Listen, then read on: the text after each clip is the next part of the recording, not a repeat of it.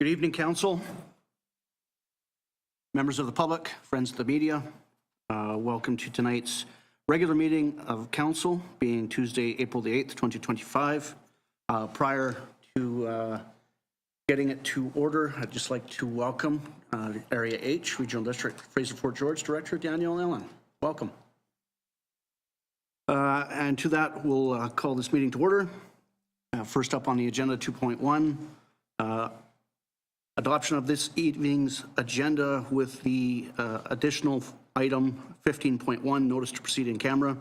For 92B, consideration of information received and held in confidence related to negotiations between the municipality and the provincial government, or the federal government, or both, or between a provincial government and the federal government, or both, and a third party. So as amended, moved by Councillor Pearson, seconded by Councillor Mullock. Any further additions or deletions? All in favor? Carried. Looking to adopt the minutes of the March 25, 2025 regular meeting of Council. Councillor McLean, thank you. Councillor Blanchette, thank you. Any errors or omissions arising? All in favor? Carried. Under 5.1, we're looking to approve travel expenses for the community-to-community forum with Simp First Nation for April 10th and 11th, 2025. Moved by Councillor Blanchette, seconded by Councillor Mullock. Discussion. I think there was an email stream back out to your request, Councillor Mullock. There will be a live stream participation. Any further discussion? All in favor? It's carried. 5.2. Looking at the proponent selection for the Village of Valemount Community Wildfire Resiliency Plan, and the recommendation here is GeoTerra Integrated Resource Systems be awarded the contract to complete the CWRP. Moved by Councillor Pearson, seconded by Councillor Mullock. Discussion. Been a while. We could use an update. All in favor? Carried. Under bylaws and policies, 6.1, Village of Valemount Official Community Plan Amendment Bylaw number 903. Village of Valemount Official Community Plan Bylaw number 843, 2021 Amendment Bylaw number 904, 2025 be given first and second. Thank you, Councillor McLean. Thank you, Councillor Mullock. Discussion. All in favor? 6.2, Village of Valemount, sort of carrying on from 6.1, but 6.2, Village of Valemount Zoning Amendment Bylaw number 847, 2021, Amendment Bylaw number 907, 2025 be given first and second. Moved by Councillor Blanchette, second by Councillor Pearson. Discussion. All in favor? Carried. 6.3, looking to amend the annual holiday policy number 4, adding the National Day for Truth and Reconciliation to the recognized statutory holidays. Moved by Councillor Blanchette, second by Councillor Mullock. Discussion. All in favor? It's carried. Not seeing any new business this evening. So looking to the reading file, anything folks would like to bring to surface? It's pretty comprehensive this time around. You see in number 14, communication from the Ministry of Housing and Municipal Affairs, the spring message from ADM Faganello. They have re-amalgamated the Housing and Municipal Affairs, no longer having the Minister of State, Brittany Anderson, have 198 local governments wanting to have a word with the Premier, but rather now going through Ms. Faganello's office. Anything further? Then under correspondence for action, request from Regional District Fraser Fort George for Next Gen 911 funding program. And specifically that Council approves the Regional District Fraser Fort George to act as a primary applicant to apply for, receive, and manage the UBCM Next Generation 911 application-based funding of up to $100,000 on behalf of the Village of Valemount in support of a Next Gen 911 civic addressing regional project application. I could reread that if you like. I think I got her. Moved by Councillor Pearson, thank you. Seconded by Councillor Blanchette. Discussion. It's absolutely critical as RDFFG is repatriating 911 service to the north, and so having to rebuild their civic addressing systems for further integration into that. Further discussion? All in favor? Carried. Is there a notice of motion to be brought forward?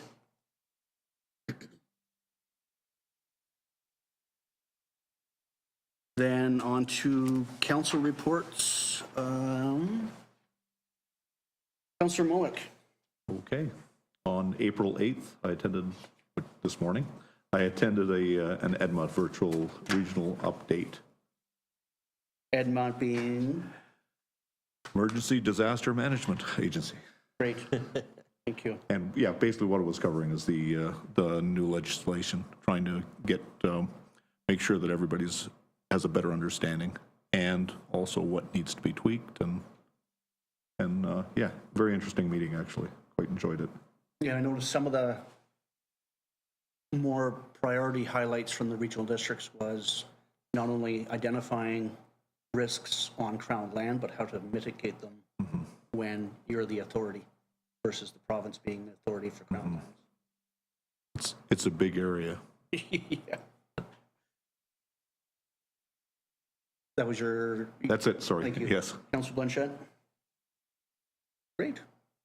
Councillor McLean? All I had to report was attending the Council of Forest Industries Convention in Prince George from April 2nd through the 4th. As you can imagine, the most discussed topic this year was tariffs. The conference was one of the best I've attended, and speakers included Premier David Eby and past Premier, now Chair of BC Hydro, Glenn Clark. The theme of this year's conference was Where Do We Stand? Strategies for Competitiveness and Sustainability. All of the days were filled with panels and discussion, as well as the keynote speakers. And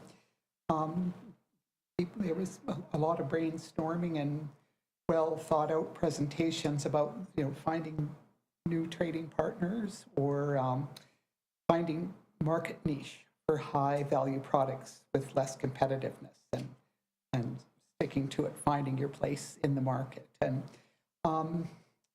that was pretty much it. But like I say, is that everyone was most concerned. There was 650 people attended this year. And it was two and a half days of intense discussions, panelists. So I was Good. Any sort of personal key takeaway highlight? Access to fiber, or access to fiber. Where is BCTS and all of this? Yeah, and there was one of the ones that I should have mentioned that struck me was the discussion about making the community forest a partner in wildfire prevention and logging and site management for protecting the village from wildfire with targeted harvesting. And there was also a great deal of discussion about revamping BC Timber Sales, which is the marketing agency for setting the prices and getting fair value for the timber on the stump. And so some of the things that were mentioned was when they were reorganized or revamped, that it could mean partnering more with them for this kind of thing as well. Because everybody has to be on board for this wildfire prevention stuff. And so doing it while being able to harvest the good wood is only common sense. Sound like a good conference. It was very good. Councillor Pearson? All I have is March 27th, the Valemount Industrial Park quarterly or monthly board meeting. Thank you. March 24 to 28, regrettably, all of our federal meetings in Ottawa were canceled due to the dissolving of Parliament and the calling of the election. April 3rd, had a Resort Communities Collaborative Mayor's meeting. Later that day, had a meeting with Alberta Shadow Critic of Public Safety, MLA David Shepherd. April 4th and 5th, had Columbia Basin Trust Executive in the morning, CBT Board in the afternoon, and reconvened and concluded on the Saturday. Don't think I'd be speaking out of turn, but our board-directed session was on fire prescriptions, fuel management. It was a presentation from Mr. Marty Williams, a Tanaha First Nation member, residential school survivor, was the last sort of student in 1970 when St. Eugene's was closed, and then at the age of 14 went on to start his firefighting career and had rose up through the ranks. Both BCWS was integral in the creation of unit crews, so a lot of First Nation 20 sort of member crews doing mop-up and post-initial attack.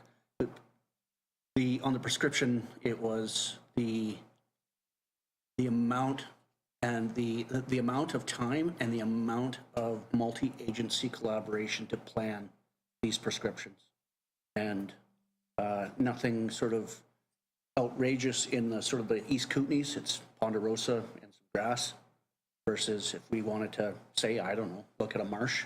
That's also a wildlife management area that's co-managed by 5 different ministries.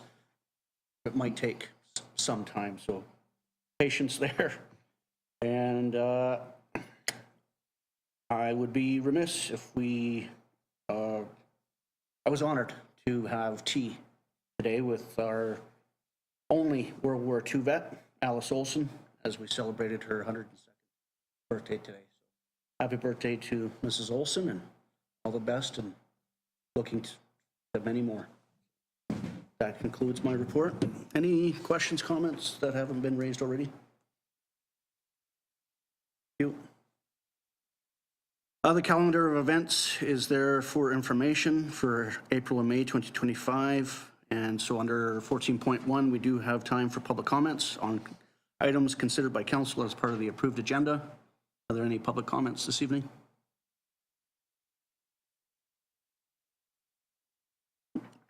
Then under 15.1, council will give notice to proceed in camera to a closed meeting for consideration of 2 items per section 91M and 92B of the community charter to discuss matters related to 91M, a manner that under another enactment such as is such that the public may be excluded from the meeting, and 92B, the consideration of information received and held in confidence related to negotiations between the municipality and provincial government or the federal government or both, or between a provincial government and the federal government or both, and a third party. Moved by Councillor Pearson, second by Councillor McLean. Discussion, all in favor? Carried. That concludes our open session. The